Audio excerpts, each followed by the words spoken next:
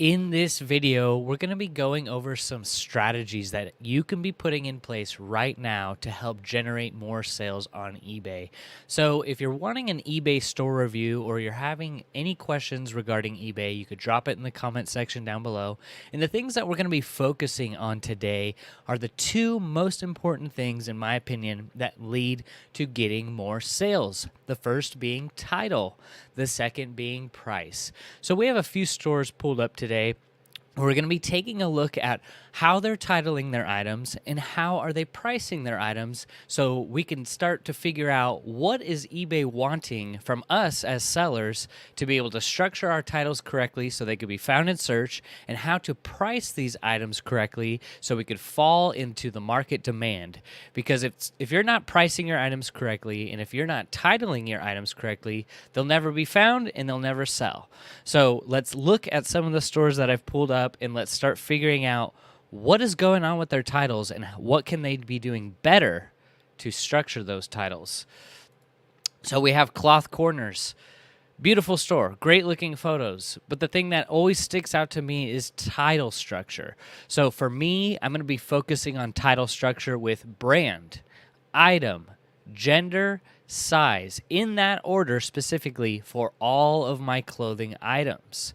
So I do this because the common buyer, the majority of buyers, are typing in Levi's jeans, Nike shirt, cool pants, Morona shirt.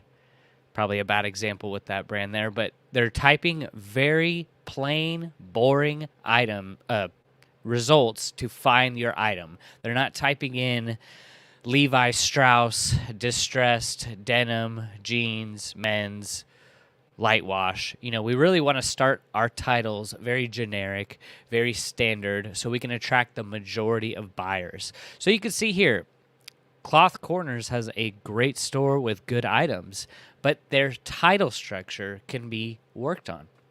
So you can see here these cool pair of pants, capris. They have cool Kendra embroidered capri pant, stretch cotton blend flat front women's.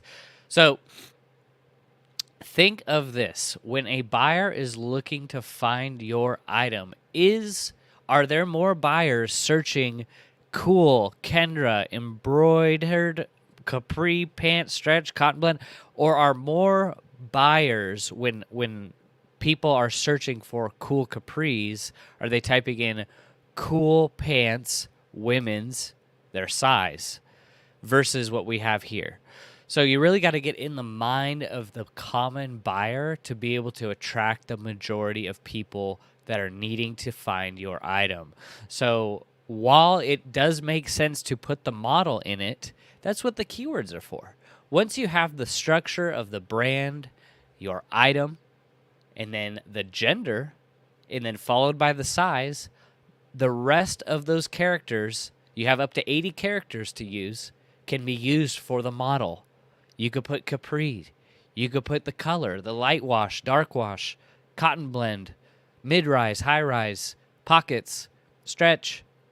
So that's what I typically use my keywords for towards the end of the title.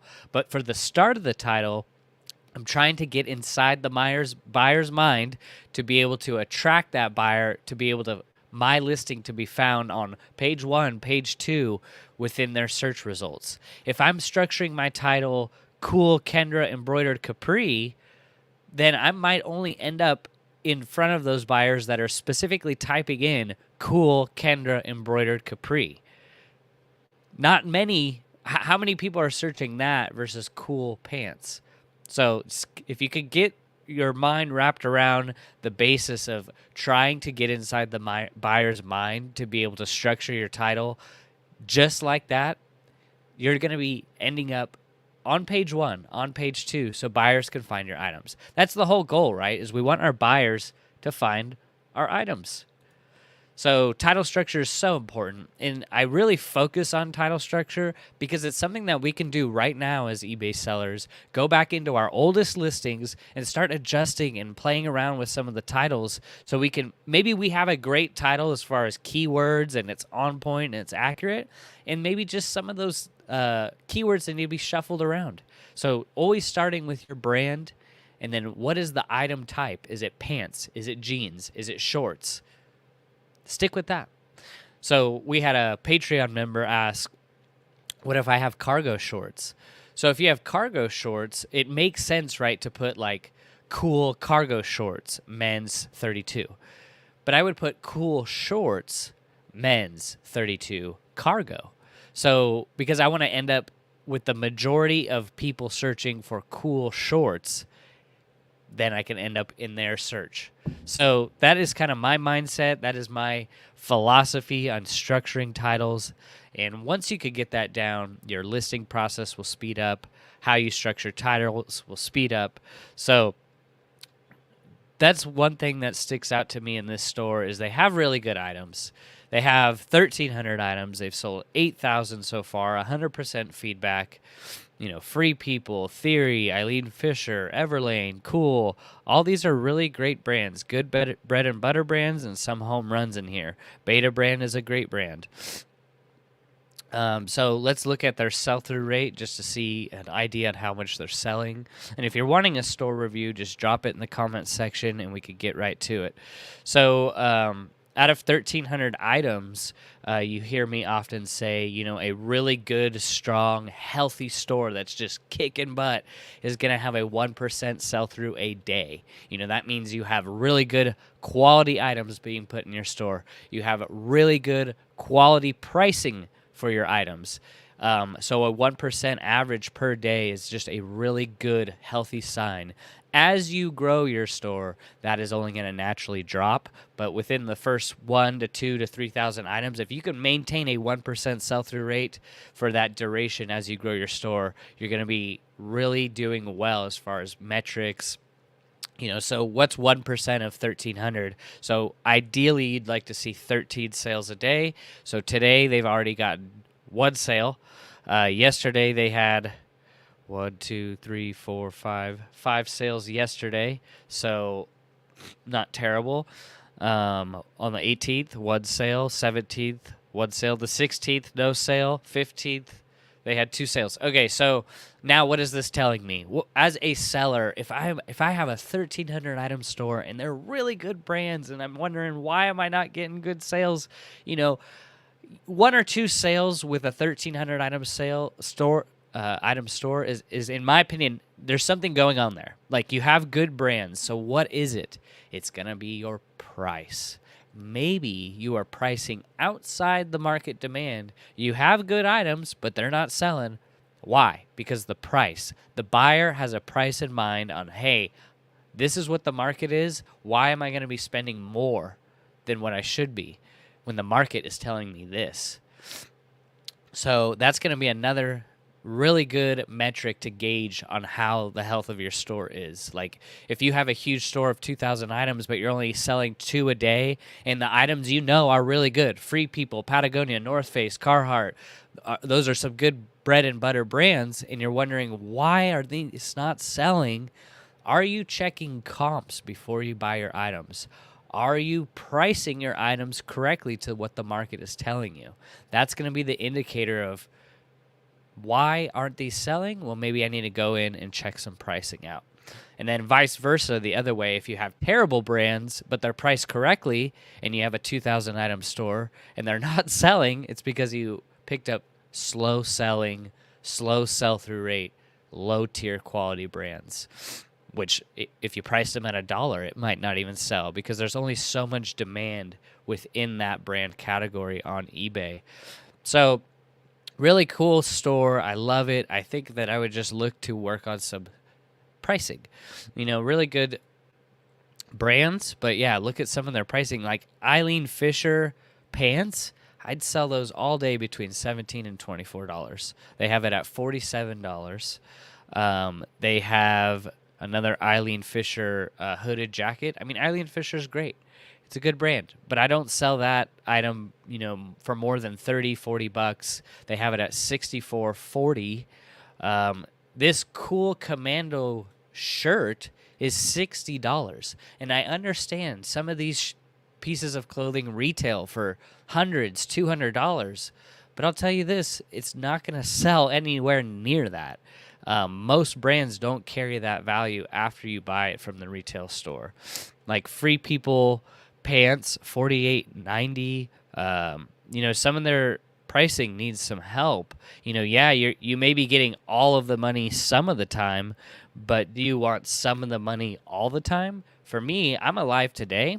I want the money right now rather than waiting out 6 months to a year to get that extra $20.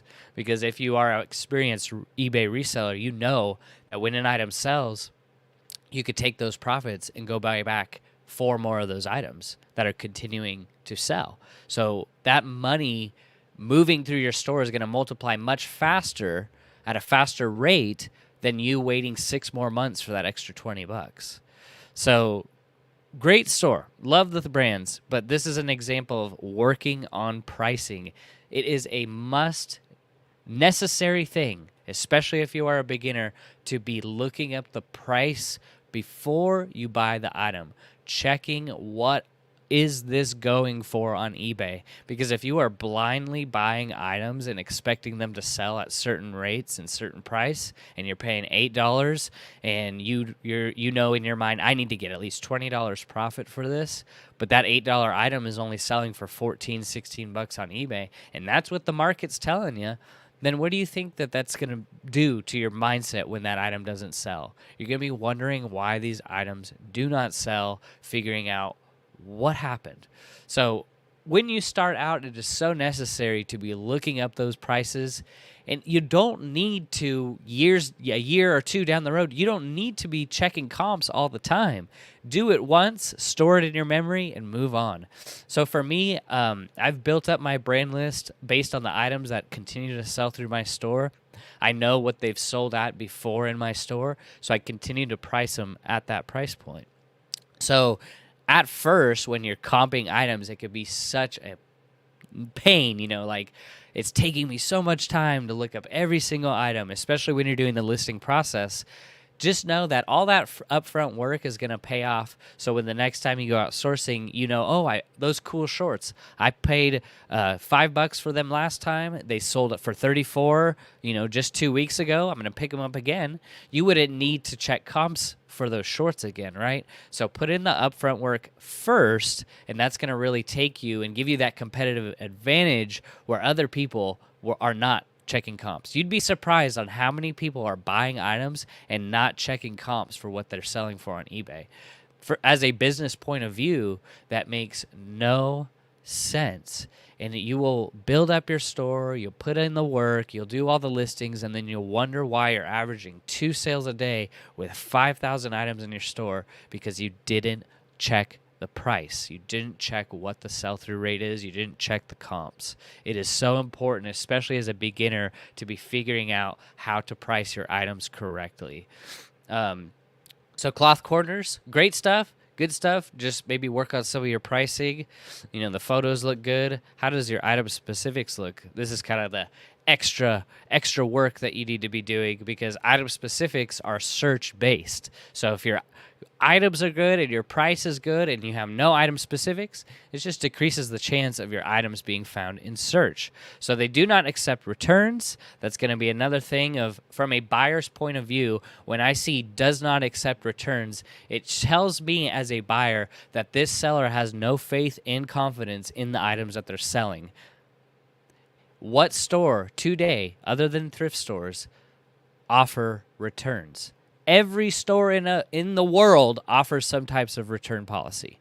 So when you're not offering returns, you are going against the grain, you're going against the trend, and you're less likely to have that buyer convert because you're telling them that I'm not confident in my item, so if you buy it, you're stuck with it. So that means I need to do my best to describing this item accurately. And if you don't offer returns, a buyer can still force a return. Keep that in mind. So no measurements.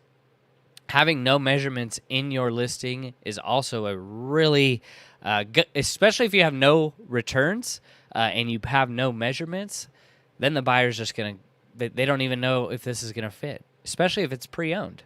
When things get washed time and time again, they shrink, they expand. So you really need to figure out what to do to be able to convert that buyer. And by putting measurements in your listing, that helps keep you protected from item not as described. If someone returns it and go, this isn't a 27-inch collar to bottom hem, and you go, well, in the photos it measured that, that helps you build up more of a case when those item not as described come in. So these Eileen Fisher pants, they would help if you had some photos. It would greatly help if you accepted returns. Your item specifics: medium, cropped pants, straight, petite, women's. So yeah, they have measurements in the description, which is great. But also keep in mind, and maybe you have been selling on eBay for a while, you know that buyers don't read. They don't even hardly read the title.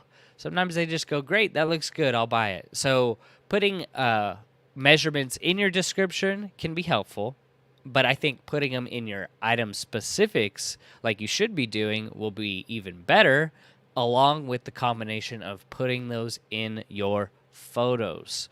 So, I usually would put a few more item specifics here. For these pants, you could put waist and inseam in the additional item specifics, and that will help greatly reduce the chances of it being returned and also being found in search, because item specifics are searchable.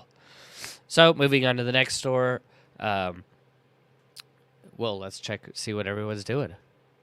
Step Mo, thanks for watching. Good morning. Hope all is well. Marcus, what's going on, brother? Hopefully you are doing well. Hopefully it's not too hot. I'm freezing. It's 50 degrees today, which is actually nice for Oregon, so I shouldn't be complaining, right? Stepmo says, yesterday and today, slow sales on eBay. Yeah, you're probably seeing a lot of YouTube videos, and just in the atmosphere of the internet, you're seeing a lot of glitches, a lot of problems with eBay. But here's a mindset shift for you, that no matter what is happening, just keep doing what you're doing. Don't change it up. Just keep doing what you know to be doing. That's creating proper structure for your titles, pricing your items correctly, finding quality items at a good price. Keep doing it. eBay can be up and down. Do you know how many glitches have happened throughout entire eBay's lifespan?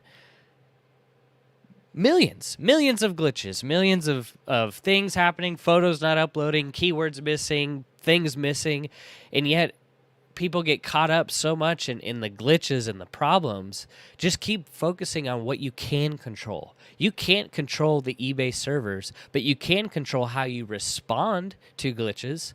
Just keep going. Remember, you cannot lose if you do not quit.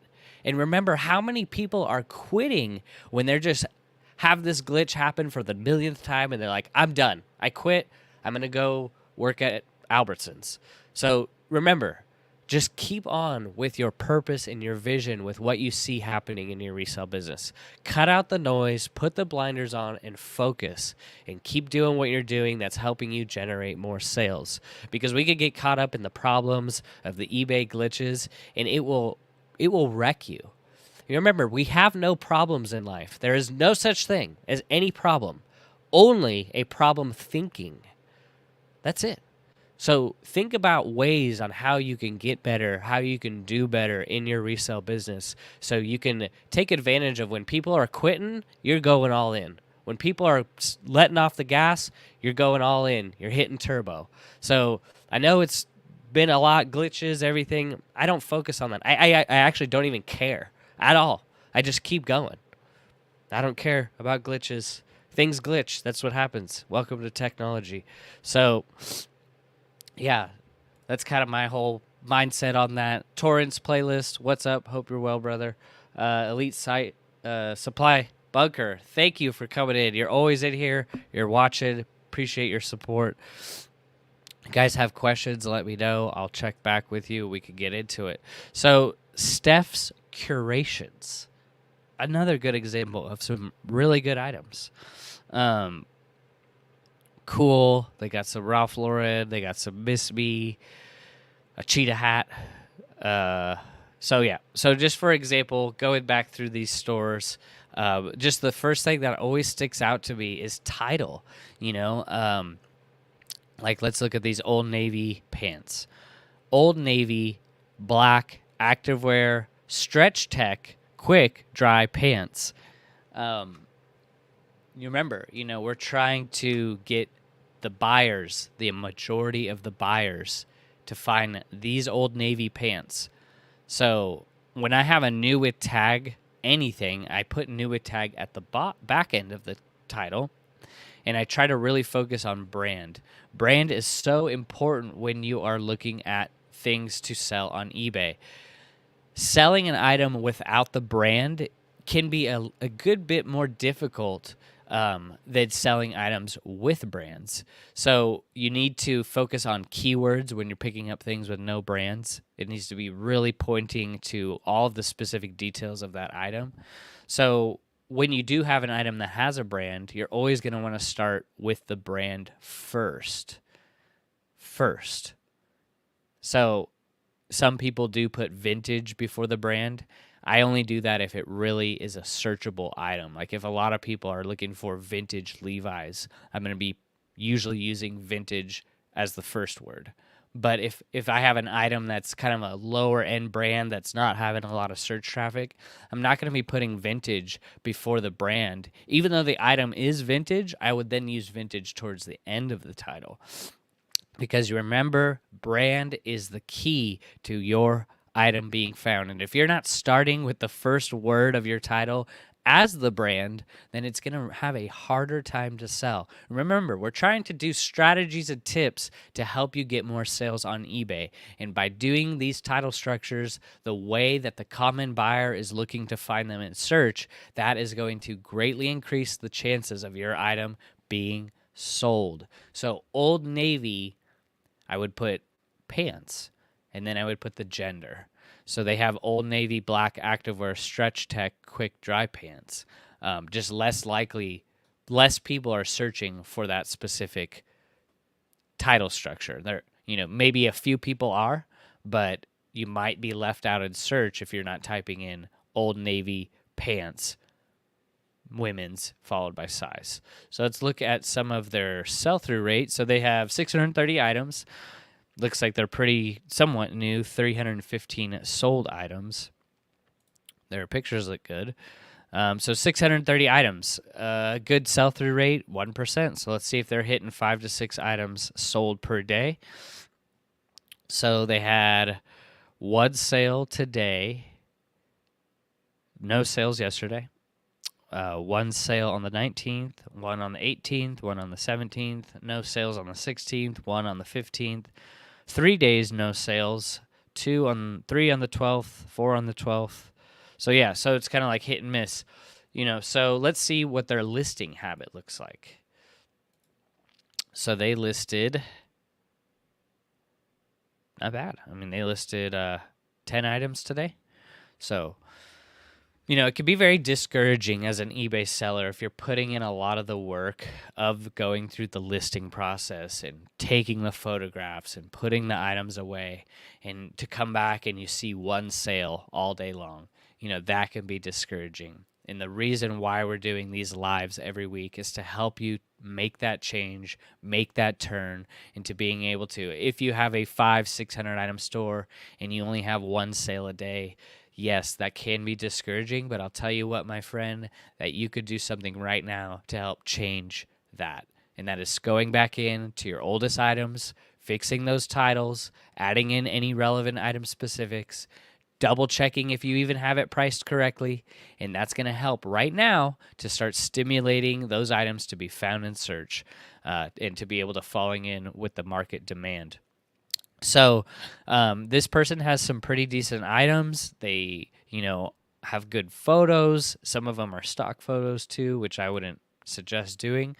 But, for a 630 item store with good items and priced correctly, you'd want to see 4 to 5 to 6 sales a day, ideally, especially if they are listing 10 a day, then you're going to want to at least see 5 sales a day, listing 10 a day, you will quickly find out if you have 10 items going up every day and you're only selling one a day, yeah, your store is going to grow and you're going to have 2,000 items in your store sooner rather than later, but you might only be still selling one or two or three items a day. So nothing more discouraging than that. And then when you have those thousands of items, now you have to spend a lot more time going back and correcting those mistakes that you might have made.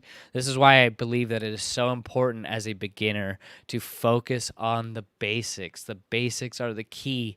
They're the fundamentals. And in all areas of life, focusing on the fundamentals, whether in sports, finance, in family life, in relationships, communication, focusing on the basics is the key foundational point to be able to build on top of what you're trying to build. If you're not doing the correct titles, not pricing things correctly, not taking good photos, not being transparent to the end buyer, that's going to be really hard. And you're going to find that you spend so much time building this building of reselling, and it's built on a shaky foundation where, if you don't have the right titles and you're not looking up comps, you'll have thousands of items, but they won't sell really well. If you have time, go and look at the store on eBay, thread up 11 million items, and they sell less items than a person who has 40,000 items. So really just because you want to have so many items out there, I think it's more important to focus on listing quality items with correct title structure and pricing them correctly.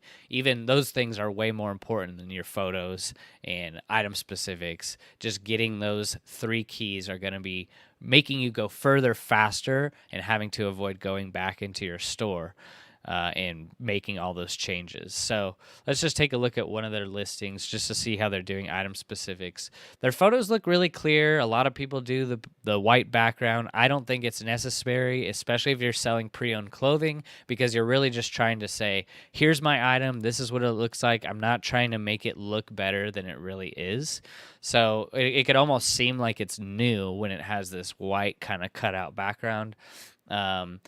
For photos, I always believe in having at least 8 to 10 to 12 to 14 photos, as many as you can, to really show the buyer all aspects of the garment you're taking pictures of, and as many as you can that are going to make sense, right? So no measurements. A photo of the tag is always necessary. Whenever you're listing clothing, you want to always do the tag, and going above and beyond, taking a picture of the material tag. People want to know, what is this material? Just because you put it in the item specifics doesn't mean that they trust you. They want to see an actual photo of these things that are going to help convert the sale. Measurements are always going to be a good one. I always put them in the photos, but people put them in the product description. I think that just takes too much time. If you're trying to go faster in your processes, it's going to take so much time going, okay, chest across 26, front length 32, and sleeve was 11, and shoulders was 23. And what happens if you just make one mistake on one of your one of your numbers? It's over. They'll say, oh, the sleeve, you put 11, but it's actually 10. So that's why having it in the photos gives you more photos to put into your listing, but also it eliminates the fact that you have to go into your item description and type it all out. Remember, buyers do not read product descriptions. They don't read them. They hardly read the condition. They hardly read the title. So just keep that in mind. You might be thinking, oh, I'm doing better, I'm putting this in. Just try to get them so it's as easy as possible for the everyday buyer. Buyers are generally lazy, so they don't want to read anything. So yeah, they have the measurements there, a few little keywords about it. That's good. But I just think for going faster on eBay, listing more items, cutting down on a lot of those things that take up a lot of time, knock out a few more photos with a ruler and get those measurements put in your photos is going to be better and faster for your process. So they're listing from the desktop. They have item is in very good pre-owned condition, no stains, holes, snags, or tears. So very good just means very good can mean it has 10 holes in it, and I think it's very good. It's subjective, right? Very good means a different definitions for everybody. So you really, when you come to your condition description, you want to really just tell it how it is. If it has a hole, say it has a hole. Don't say it has a small hole, because a small hole can be different for everybody, So just say holes, stains, like very just broad, like this has stains, this thing is worn down. But putting like any other context around those, like light signs or things like that, is just really going to make the buyer be like kind of almost tricked into thinking like, oh, this is like brand new. And then when they get it, it's like, oh man, it actually has a lot of signs of wear. So just keep that in mind when you're defining your items. Have no emotional attachment is what I've learned to be key for reselling on eBay, especially pre-owned clothing, is like having no emotional attachment. What are you trying to build this reselling business for? Are you trying to get up a bunch of things that you just really like, and you're like, yeah, I like these are so cool, I love this piece, I love this garment? Or are you trying to actually like turn $1 into 20 and build this business up so you could start other businesses, which is the goal for most people on eBay? I don't think I've heard anyone say on eBay when they're starting reselling to go like, I want to do this for 50 years. Typically people want to build this eBay business up, train employees, get the basics down, train them up, and then try to make it as passive as possible. Because eBay, if you're trying to get into eBay for passive income, it is the exact opposite of passive income. Because eBay, you get out what you put in. So whatever you're putting into eBay, that's what you're going to get out. And that's an active activity that you always need to be doing. So as you're building your eBay business and growing on eBay, you need to remember that with the intention in mind that I want to eventually hire some of these processes out so I can eventually move on to other things or other areas of the business to help make it more passive as possible. Because if you do this in the long run, you will get burnt out, you will get tired. But I think it's really important for beginners to start mastering and working on the skills of listing speed, photography speed, organizing your inventory correctly, getting your shipping station down. Because if you don't master that, it's going to be hard to train an employee when you do need to help make that shift in your business. It's going to be harder for you to train those people to because if you don't know it, how are you going to teach people if you don't know it and master that process? So it's very simple concept, right? But also very hard to do. Simple to understand, but hard to do. With all the information out there, this is just how I run my business, and this is my plan for the future.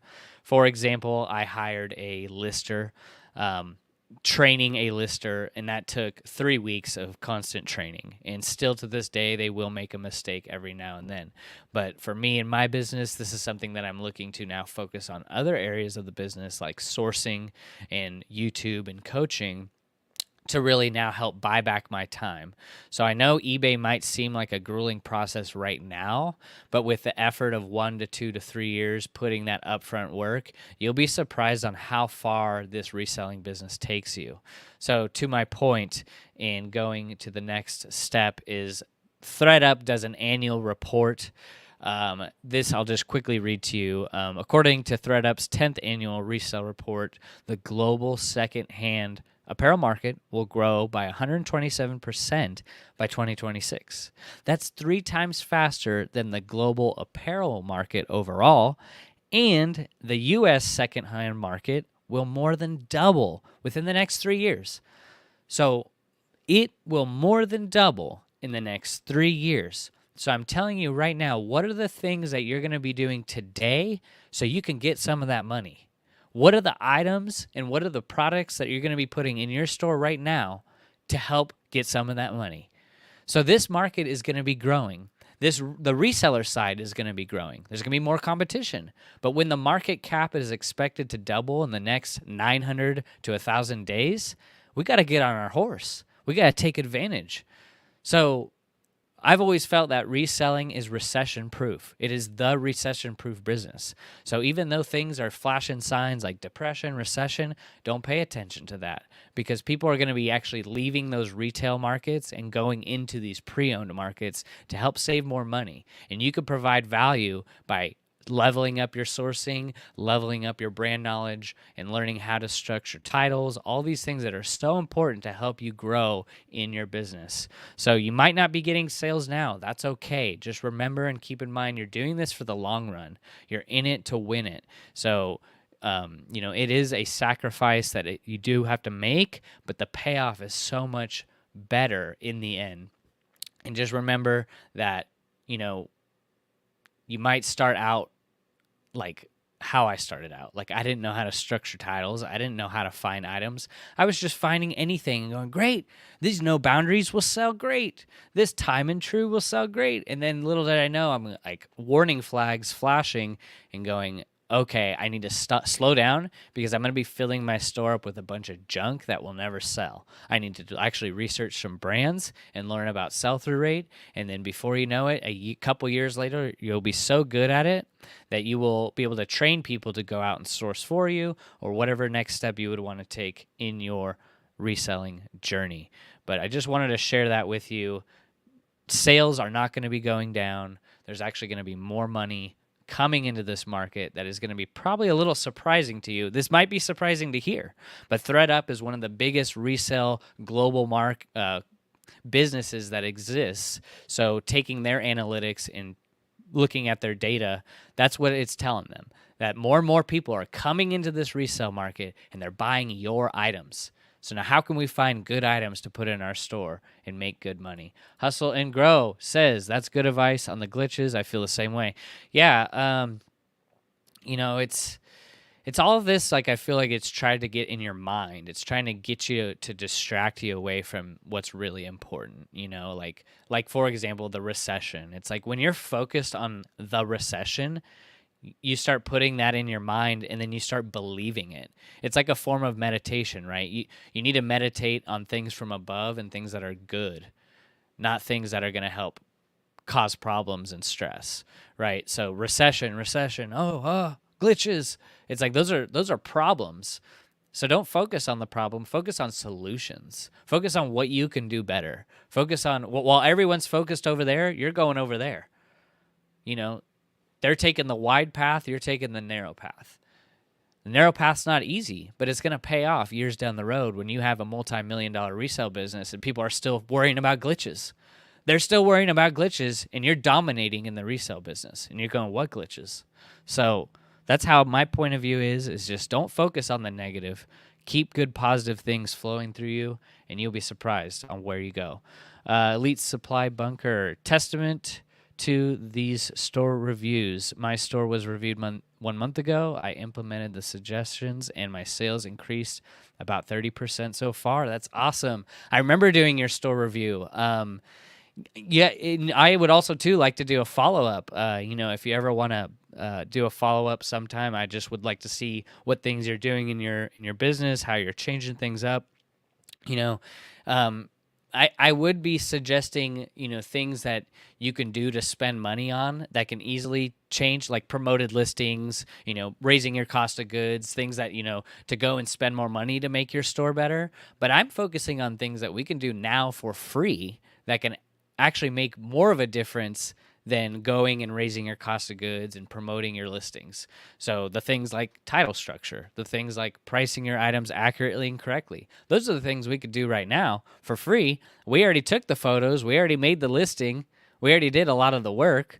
So now why not just go back and fix a few things that can really help our items be found? But I really like that, quick little testimony. And we've heard, few people in the Patreon where they go, wow, I made the change on this title and now actually I had 3 or 4 watchers on it. Before it was like dead to eBay. Keep in mind that usually listings that are about 3 to 4 months old on the eBay platform can get a lot more stale, especially if there's not a lot of activity on it. So you're going to have to do some type of strategy like a markdown sale or going back in and fixing some of those titles to help that item be found maybe on page 1 or 2, because it's just getting pushed down and down. No one goes to page 24 looking for an Old Navy button-up. I'm sorry to say. I haven't. I don't know if you do, but in my opinion, I don't think any buyers are either. They're usually sticking with page 1, page 2. So we're going to be needing to do things to that listing after it goes stale to really give it some more juice so it can get some more activity in the algorithm. Andrew says, I've listed consistently to get to 1,000 items. Then I just stopped the last 3 months. I've been listing off and on trying to get the eBay store going again. Yeah, I mean, you hear it all the time of listing consistency on eBay is really the foundational key to really getting things jump started on eBay, to get the wheels turning on eBay. So if it's not a consistent listing habit that you've built, if you go right into your analytics, it's going to tell you, it's going to show you, are you listing every day the right amount? Because eBay is only going to send you the traffic according to how much you're listing. So if you list 10 here, 5 here, the next couple days after that, it's going to be a wild ride for you. This is why we always suggest, and especially in the Patreon, is that we really just try to get our members to focus on one listing. I know it sounds ridiculous. One listing a day. Just try to do one a day. So if you have a full-time job, that's great for you because maybe you can knock out 7 listings in one day, save 6 to your draft bank, and then just launch one a day. Hey, now there's no excuse now, right? Scheduled listings are free. So you could even schedule those out. So where now it's more automated. You don't need to go into your draft bank and launch them. They just automatically launch. So getting to that point, we've had a couple members just start with 1 listing a day, and now they're selling 1 a day. And now they went to 2 listings a day. Now they're selling 2 a day. So that slow growth is really helping engage with the eBay algorithm. They're focusing on studying brands. They're focusing on how I should price my item. And doing that slowly over time, you're going to be ready for the big times. You're going to be ready for those 20 listings a day because you put in all of that work over the time of listing 1 to 2 items a day perfectly, then listing 10 items a day poorly. Everyone wants to do 10, 30, 80 listings a day, but what if they're all junk listings? Then you're going to have to actually go back and fix them all. Even more time. So that is detrimental for building your reselling business, is like trying to build the perfect listing first as soon as possible, and then selling similar off of that listing as your store grows. The title structure will remain the same. Item specifics will remain the same. And you'll just have to go in and maybe change the color, the size, a few little things, and it will just help you get faster in that listing process. So just wanted to share that with you. ThreadUp is a pretty good as far as like getting the data and looking at where this market is going. There may be a recession, but as far as reselling goes, more money goes into reselling when times of crisis because people are trying to get things for far less money than the retail stores. So if you haven't heard, you probably have, but Marcus and I, Dixon's, Pickens, and I have combined and joined to provide you with 10 hours a week of weekly coaching via Zoom. He does the morning call, I do the evening call. We combined for over $320,000 worth of sales last year on eBay. We help you implement the same strategies and tips that helped us achieve that amount reselling pre-owned clothing. We also have more of like a one-on-one private setting coaching that is more for, I would say, past, more advanced resellers to really just help focus on developing a plan for you. And that is $80 a month, or you can go with the $30 a month where we have a free trial, 7-day trial. You can join, see if you like it, see if it's a good atmosphere.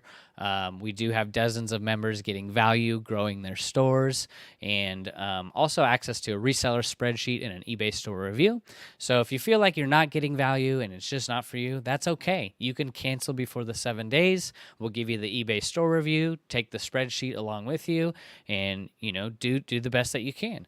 But if you do feel like it's worth it and you're getting value in the Discord and with the 10 hours a week of coaching, it's just $1 a day after that, to help you grow your business, to help implement processes, and to help which is the most important part, to keep you accountable. Because we always say we want to do these things, but it's not until you have some accountability where it's like, oh man, I'm accountable to these people. I have to get it done. That's when the wheels really start turning. So you can find it linked in the description down below. We'd love to see you there and love to help you hit your goals that you want to reach with the market cap doubling, especially in the next 3 years.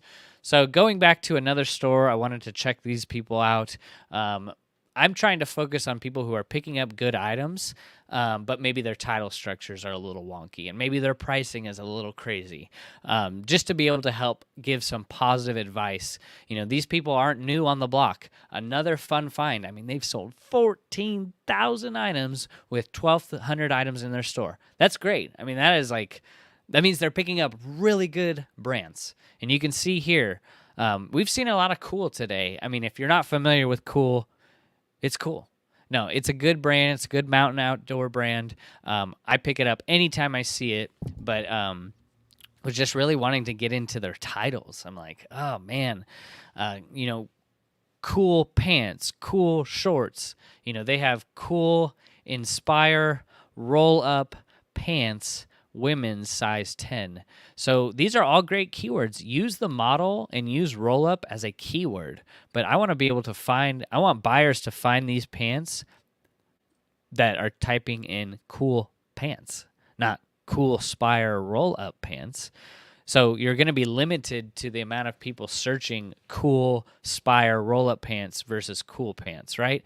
I hope that's making sense to everybody. Like, think about it on YouTube or Google search.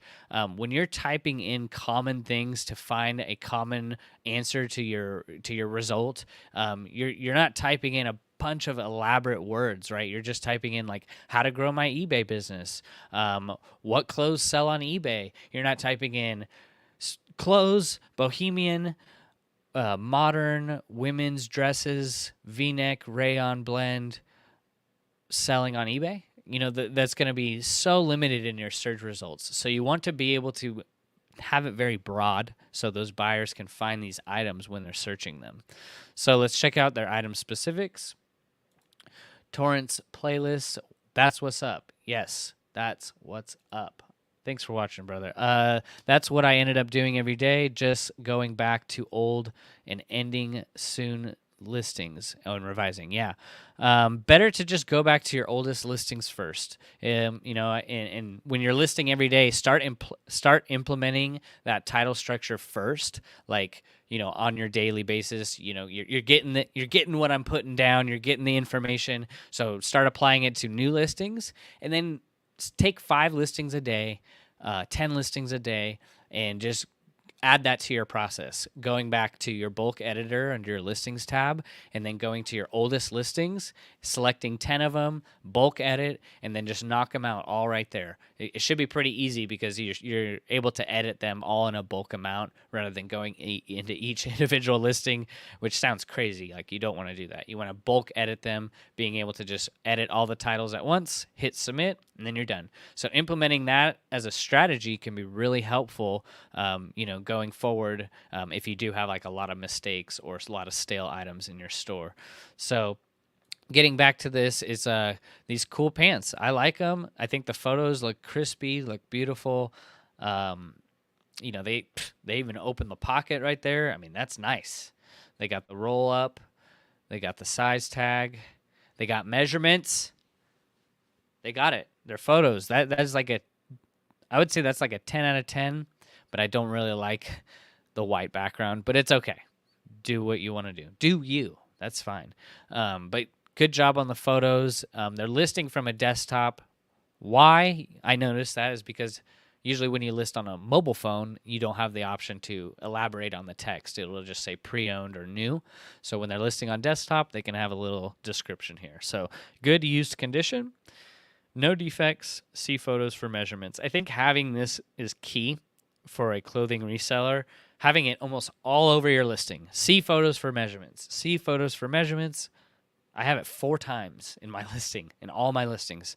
See photos for measurements, as tag size may differ from measured size. Because remember, pre-owned clothing can shrink and it can stretch out. So very good photos. Let's check out their item specifics. It's a size 10. So they have a size 10, gray, embroidered. The brand is right. Inseam, waist. So yeah, before we looked at a lot of listings that had their measurements in the product description. I only use the product description for my my policies, like same day shipping, 60-day free returns. Please see photos for exact measurements. Items are stored based on eBay guidelines from a smoke and pet free home, and that's about it. And that's all in bullet points, so it's easy for my buyer to read. And this person just has straight up just the title, copy and pasted in their item description, which is good. But I mean, I don't even do that. I don't put the title in the item description because the title is where the title goes, not in the item description. So the item description I just use for policies, easy to read, quick, in and out, and then your condition description is the next thing you need to work on. What I would advise is just to do a default condition description. Have a default description for items that have maybe no defects, used condition, signs of wear, no holes, and then please see photos for exact measurements. And then if it has a hole, I would put hole, used condition, signs of wear, please see photos for exact measurements. If it has a stain, it'll say stain, used condition. Just as long as you have the word in the condition description of what the flaw is, that's going to protect you from anything's being item not as described and all this. It's like, well, you put it in the condition description, so when they open an INAD, you have a case to make against with eBay that you put all the necessary information. It's the buyer's responsibility to read the listing before making a purchase. So those are some key things. I think their photos look good. I think the price is pretty good. That's what I would price these around. The cool pants between like $34 and $44. I don't know if we ever checked the sell-through rate on this store. So 1,300 items, 14,000 sold. So remember, typically they would want a really good rockin' store with great brands, great price, 1% a day sell-through rate. So it should be about 12 a day. So they listed 1, 2, 3, 4, 5, 6, 7, 8, 9, 10, 11, 12, 13, 14, 15. Okay, so they're listing almost about 20 a day. And let's see, they sold 3 so far today. Pretty good. And look at these prices. They probably have a great average sale price. So 1 brand new and 2 pre-owned. And they sold 1, 2, 3, 4, 5, 6, 7 yesterday. And then on the 19th, they sold 1, 2, 3, 4, 5, 6, 7, 8, 9, 10, 11. So 11, yeah. I mean, you're just going to know once your store gets bigger and bigger, your daily sell-through rate is going to drop. I mean, it's just natural. There's only so many bangers and good items out there, everybody. Like, as much as we're all looking for those vintage, great, in-demand items, there's only so many out there. And when everyone is going for that, it's going to be harder for you to be able to do 20 listings a day, and it's all 20 bangers, So just keep in mind that as you grow your store, you're going to have to fill it with maybe less desirable items.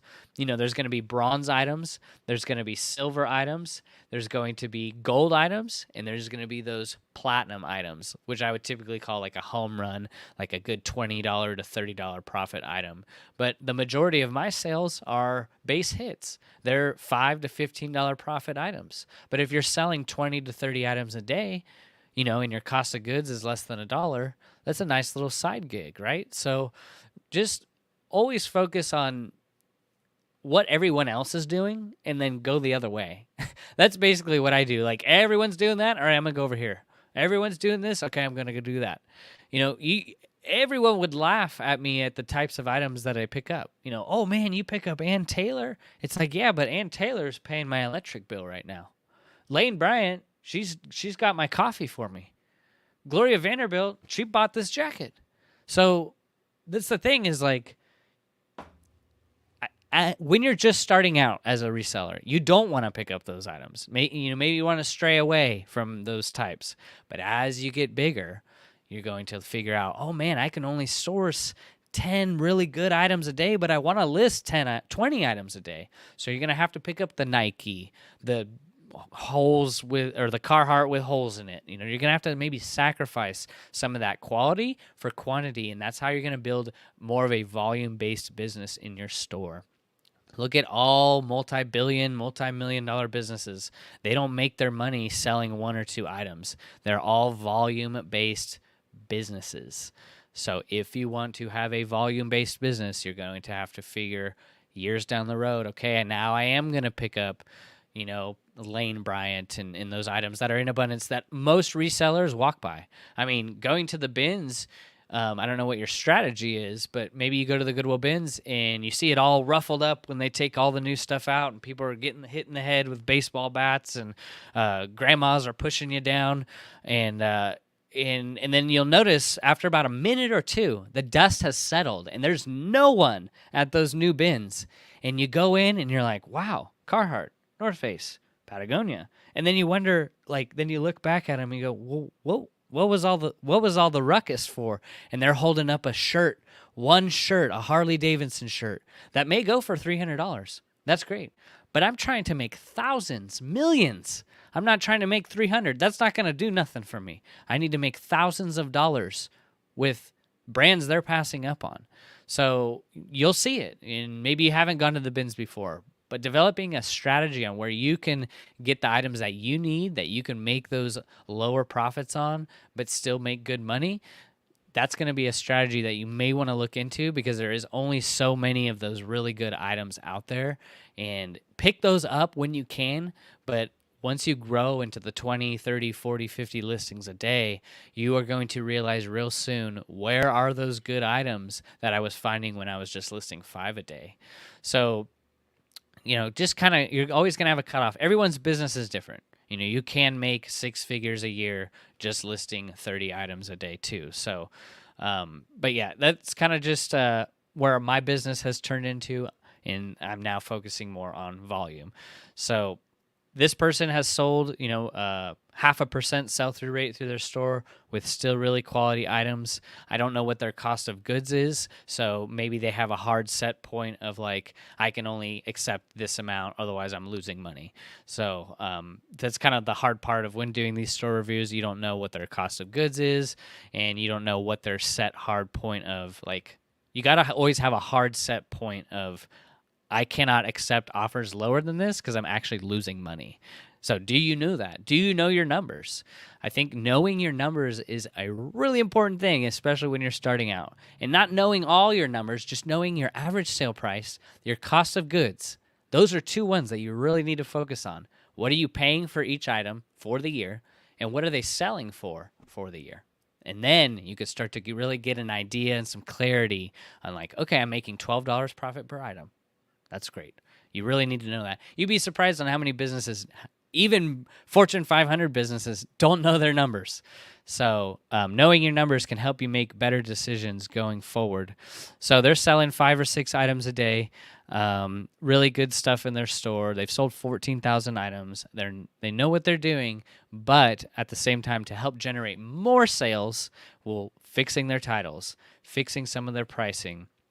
It looks like they have some type of bucket pricing where they're just pricing $39.99, $39.99. That can be good and bad, because a lot of these items are, pretty good. So you might want to be able to look up, what is the sell-through rate and what is the average median of the market? What is the median of the market? Because this cool button-up shirt may be priced at the top of the market, where it's going to take a lot longer to sell versus getting that sales velocity in your store, pricing it maybe $24.95.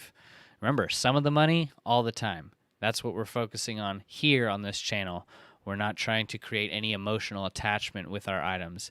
And that doesn't go just with clothing as well. Maybe you're a video game reseller. Maybe you sell trading cards. Developing the strategy of trying to make the money rather than trying to store. We're not in the storage business. So I'm not trying to fill up this warehouse with stuff that I could just sit in here and look at and go, wow, this Old Navy shirt, it's awesome. I'm trying to just get it out of here. Get it.